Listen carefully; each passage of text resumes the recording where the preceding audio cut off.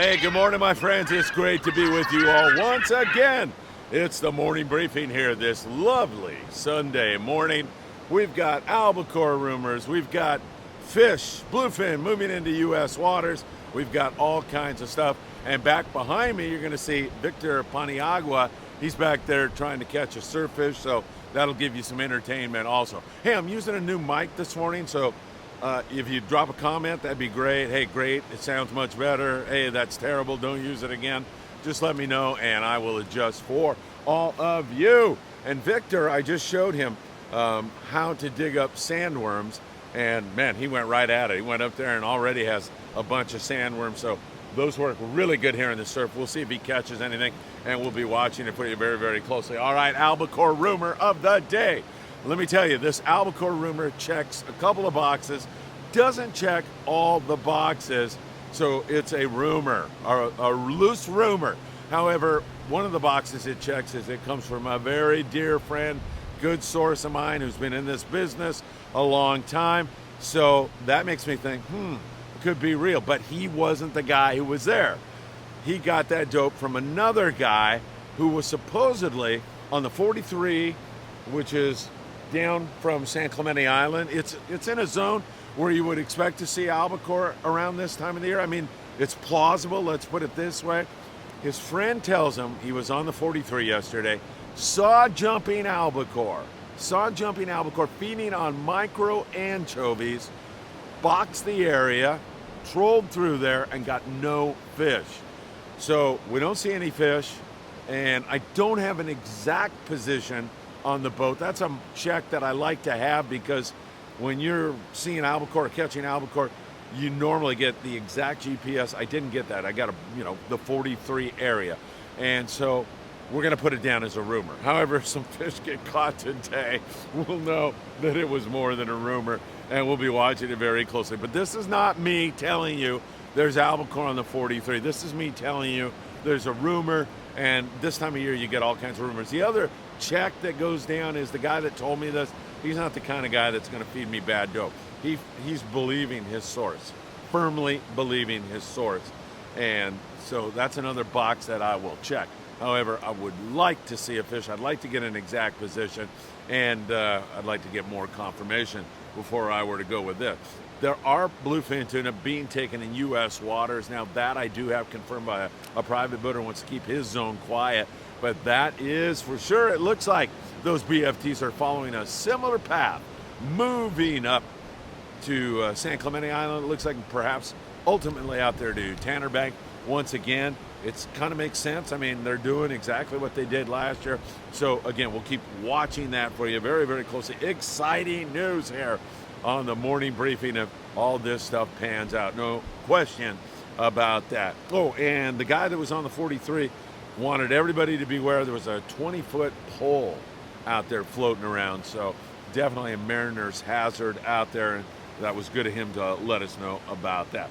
All right, let's talk about Ensenada down there in the Baja California region. Most of those guys are coming up the line off Puerto Nuevo, fishing with the San Diego fleet. And man, oh man, still some excellent fishing. They trolled the Mad Max, most of the Pongueros out of Ensenada, and still having great success down there, doing really, really well.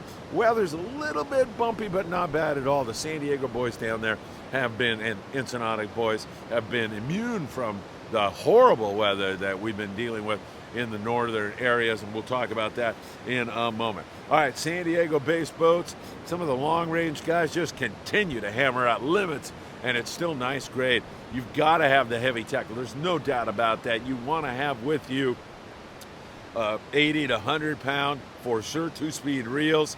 You can bring some 30-pound fluorocarbon outfits to focus on a kelp patty yellowtail that you might catch. Those yellows, 5 to 15 pounds for the most part on the kelps, but really the heavy tackle is where you want to go. Some excellent night fishing going on for many of the boys out there right now. At night, you're going to mostly go to the knife jigs, Sakanas, Daiwa Sakana jigs, flat fall jigs. Those are what are working best. That 180 to 250 range seems to be just right, sometimes even a little heavier than that. but there has been some really good nighttime fishing, those long range guys. There has been some misses, there's no question about that, and there's been some heavy casualties out there if you are not tackled up properly. So you definitely want to do that. And sinker rigs, man, that has been really a great way to go. I hope you take a look at what Sam De La Torre and I put together for you down at Island Fishing Tackle, the best damn sinker rig that you can fish bluefin with. We've got it up for you right now, and hopefully we are going to see that work more and more and more, because it really does get your bait down more properly. It doesn't have all that spinning going on when you're using a rubber band, so that is a good way to get the job done. Producer, 28 guys, 12 bluefin tuna. Iowa Pacific, 14 guys, 2 bluefin tuna. There has been some misses, no doubt about that, but we're hoping that more and more and more bluefin get caught here. And again, one way to make that happen is by fishing the heavy tackle. It is an absolute must right now, so please heed that advice.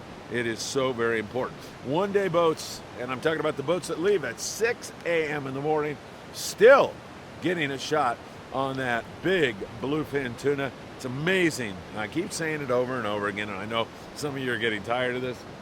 It's just truly, we're so blessed to have that in our own backyard. This great a fish, so close to home. It's a beautiful thing. Yesterday, a lot of the one-day guys had a little bit more trouble on that fish. It just didn't want to stick around too much, and the fish down there are really angry, nasty. I don't know if they just got up on the wrong side of the bed or what it is, but they are super freaking tough. Really, really tough. Some guys surmise that it's the sea lions that are messing with them, and that's got them all squirreled out. I don't know what it is, but they are really tough. San Diego, 6 bluefin, 5 yellowtail yesterday.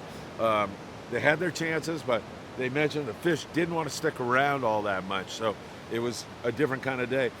Also out there on the Liberty, they had 3 bluefin tuna, 120 to 170 pounds, lost a few also along with that.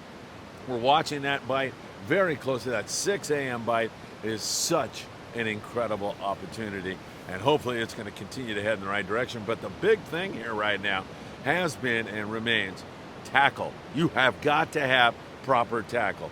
You've got to have 80 to 100 pound. You have got to fish that sinker rig that we suggest to you, or do what the crew says. All of that is super important right now. And if you hook the fish of a lifetime, you definitely want to hang on to it. And the way to do it is by preparing ahead of time. So keep that in mind, and we'll continue to monitor that for you very, very closely. Hey, I do want to mention there's still time for you to get over to the BNS Brewery in Santee, California. They're having a huge raffle with thousands of dollars of prizes here this morning, 9 a.m. You can still get out there, 9 a.m., and support Friends of Rallo, who's taking more and more kids fishing. Have a great time, meet a lot of great anglers, and maybe win a great big prize. So we'll continue to watch that very, very closely. Hopefully Victor back there is going to catch a fish. He's paying a lot of attention to it. He was the guy that, Victor, was walking down the beach the other morning. I forget if I was doing my morning briefing or what it was that I was doing, or fishing, and I shook hands with him, met him, great guy, nice, really nice guy. And I said, dialed him in on all this, and just now gave him a tutorial on how to catch worms, and he's up there mining worms now, catching all he can. So it's just great to meet nice people like that. I got my fingers crossed that he'll catch one for you before we sign off. All right, let's talk about the Coronado Islands. What a triggerfish bite the Vendetta had yesterday, and I'm not kidding. 16 guys, 55 triggerfish. That's some of the best trigger fishing I've heard in a long time. A few yellows racing around the islands, as we've been telling you, good rock fishing, and nothing really to write home about. But fishing the Coronado Islands is a lot of fun. I love fishing that whole region, whether it's north or the middle or south or down South Kelp Ridge to the Pile. It's all good. I love fishing that, and that will get going at some point in time in the future. Let me talk coastal now with you all. I've been pumping up the fact that I think a barracuda bite is imminent. Still think we've got a really good chance of that, and hopefully that is going to come together. The coastal region is not getting all of that wind, so it allows water temps to come up, allows that water to clean up. There has been a smattering of barracuda up and down the coast, a lot of short calico bass, Nothing to write home about. A lot of guys still focused on sculpin and rockfish, that kind of a thing. But high hopes that that is going to turn around here very, very soon. And one of these days, maybe today, we'll get a bird school or two, a barracuda up, some guys chucking some iron and coming up with some good scores. At least that's the idea. We're hoping that's going to happen. So from Ensenada all the way up to the Channel Islands, we continue to pick away at a few barracuda up and down the coast, some sand and calico bass up and down the coast also, and high hopes that we are going to see some really good barracuda fishing. It's that time of the year when that should be turning on, but right now it's just a dream of mine. It hasn't happened quite yet. We'll continue to watch that for you very closely. Let's talk about some of the islands back behind me here, and we have to start with San Clemente Island, where it's a little breezy right now.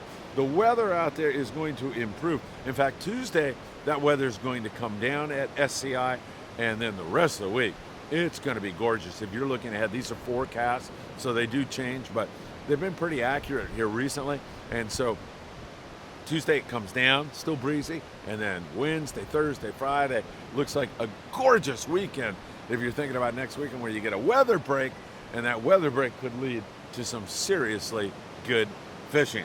I'll tell you that right now. So a few yellows out there, some calico bass, rockfish, that kind of thing going on.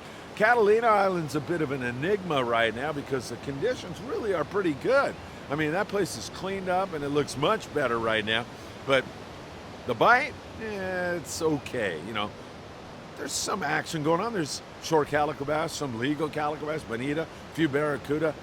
We see some yellows bouncing around there at times. There's been some good sea bass fishing for smaller boats. Really looks good over there in terms of conditions, but the reality is still a little bit on the slower side. Don't forget the Dreamer, and Alan doesn't want anybody to know where he was, but he had just a hellacious sea bass trip the other well, and I'm hoping that bodes well for our June 15th two-day trip on board the Amigo. I mean, it's sounding to me like we could have a lot of options on that trip. That bluefin keeps moving up. We have sea bass, and there's been some tremendous sea bass fishing, especially at San Nicolas Island, some smaller boats, mostly halibut. It's been outstanding before this wind started to blow again. Nobody's there today because it's just plain nasty, but that place has been kicking out some outstanding halibut fishing. It looks really good out there. Sea bass and some yellows also. Same thing at the little island, Santa Barbara. Too much weather right now, but hopefully that weather's going to come down, and it looks like, as I said, by Wednesday, those areas really clean up in terms of the wind, and we should have a chance to pump out some really excellent fishing. Channel Islands cursed with that wind right now.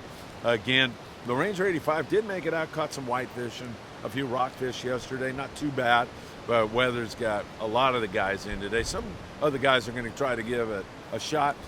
There's been sea bass, halibut, all kinds of great signal up there on the Endeavor, on the Aloha Spirit, on the Cobra. I mean, there's so many boats that I could mention, and I'm omitting some of them, and I apologize for that, but there's such a great signal up there. But we have been battling the weather, the wind, all year long, and again, we'll be keeping our eyes on that for you very, very closely. Surf fishing up and down the coast, starting down there. I know that Playa Saldamondo, which is just short of Ensenada, wow, some of those big barred perch again. Martin Padilla went down there with me several months ago, and he caught several of those big fish. He was throwing a lucky craft, and it was really good. That seems like it's biting again. Man, I got to find some time and get down there. Really love fishing south of the border. Moving up the line, and they get that California current down there, so it keeps the water cold. So that's why you're catching barred perch down there. As we move up into this neck of the woods, water's warmed up, so there's corvina in the short water all through here right now. There is some yellowfin croaker, some spotfin croaker. Nothing wide open on surfside beaches, but down there around Bolsa Chica, much better fishing going on. Quite a bit of yellowfin croaker. And again, there's been some halibut. We're just coming off a grunion run, and that grunion is a magnet that brings in all kinds of predators, like more and more halibut and yellowfin croaker, spotfin croaker, you name it. Once again, I love fishing these sandworms. Victor's up there ticking away. I think I hooked him on a new hobby here this morning, and they work really well. There's sand crabs here also, and you can see that behind me, right there. You see all that? All those bean clams? That is a bait that Corvina like to feed on. So Victor's in a good zone here. He's in a good zone because there's got to be Corvina in that short water. We're at low tide. Perhaps you can see that. And low tide's a good time for a halibut sometimes and a Corvina. Later on today, this afternoon, we'll have high tide. And that's when I might be down here looking for a yellowfin croaker or two. I don't know if I told you, but when I was coming off of doing a podcast with Bill Wilkerson on the Malahini in San Diego the other day, I was meeting my old college professor, Nick Curcione, who is a long-range author, a fly fishing author, super good guy. I haven't seen him for many, many years. I was going to meet him for dinner at Pizza Nova with his lovely wife, Kathy. And I'm walking down up the docks, I should say, and old good friend of mine, deckhand down there in San Diego, says, Phil, the yellowfin croaker, man, I'm just fly lining a little piece of anchovy and it's wide open. And I go, dude, I love catching yellowfin croaker. Are you kidding me? He goes, yeah. And I go, I'm late for this dinner appointment. I can't stand this guy up. You know, I thought for a few seconds about throwing Nick under the bus and going and fishing yellowfin croaker the rest of the day or night, but I didn't. But man, they were big and they were biting right there at the docks in H&M Landing. All right, everybody, lots to keep you in touch with. There's a lot of fun stuff. Is that an albacore rumor or is that albacore fact? Only time will tell. Man, I would like to have seen a fish caught to really go on that one. As I say, I'm putting it down to my reporter instincts as a rumor. So no confirmation on that, but we'll see what happens here today. See if anybody can snag one up, and that would be pretty cool to see somebody go into a stop on some longfin. I would love that 100%. All right, everybody, enjoy your Sunday. If you're heading off to church or synagogue, or if you're just going to enjoy a beautiful day at the beach, spend some time with the family. Many of you are out there fishing, and I hope you're having really an outstanding trip. And like Victor, so many of you are going to hit the surf today. Also, don't forget, Big Fish Bait and Tackle right up the street there for your surf fishing needs. Folks, it is always a pleasure to be with you. Thank you so very much for joining me on the morning briefing, and I'll be keeping you in touch with so much more. And yes, I am late with my update on my albacore forecast. I'm going to do more and more research here. I've got a guy that does great research, pores over stats, and then I will have something for you next week. So I know Brandon Casaro has been waiting for that albacore update. Brandon and many of you, I will update my update shortly. I promise you. Hey, have a great day, and thanks again for joining us here on Friedman Adventures. You have my thanks. Take care, everybody.